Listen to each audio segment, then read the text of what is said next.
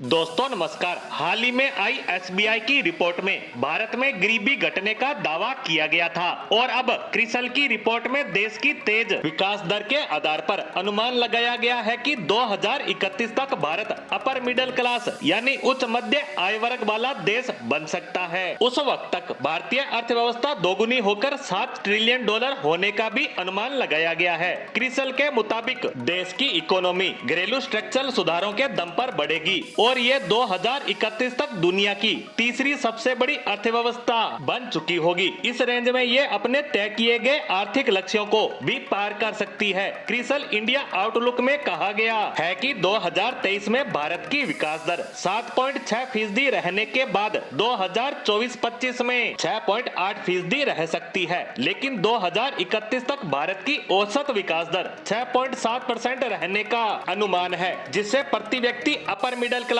Category में पहुंचा जा सकता है और तब भारत पर कैपिटा इनकम बढ़कर $4500 हो सकती है। वर्ल्ड बैंक की परिभाषा के मुताबिक निम्न मध्य आय वाले देशों में प्रति व्यक्ति आय $1000 से $4000 के बीच रहती है, जबकि उच्च मध्य आय वाले देशों में प्रति व्यक्ति आय 4 से लेकर $12000 के मध्य। भारत की तरक्की में मैन्युफैक्चरिंग सेक्टर का योगदान जबरदस्त तरीके से बढ़ा है। इसकी प्रमुख वजहों में शामिल है उच्च क्षमता उपयोग, ग्लोबल सप्लाई चेन का डाइवर्सिफिकेशन, इंफ्रास्ट्रक्चर सेक्टर में निवेश में जोर, ग्रीन सेक्टर की तरफ तेजी से बढ़ते कदम और लेंडर्स की मजबूत बैलेंस शीट। ऐसे में क्रिसल का मानना है कि लगातार जारी सुधार, बढ़ता हुआ ग्लोबल कंपटीशन और वैल्यू चेन में आगे बढ़ने से देश की जीडीपी में मैन्युफैक्चरिंग सेक्टर की हिस्सेदारी 2031 में 20% से ज्यादा हो सकती है। आगे चलकर भारतीय इकोनॉमी की ग्रोथ में जिन सेक्टर्स का बड़ा रोल रहेगा उनमें शामिल है इलेक्ट्रॉनिक्स, एनर्जी ट्रांजिशन, इंसेंटिव, वही मैन्युफैक्चरिंग और सर्विसेज सेक्टर भारत की 2031 तक ग्रोथ में सबसे ज्यादा हिस्सेदारी निभाते रहेंगे।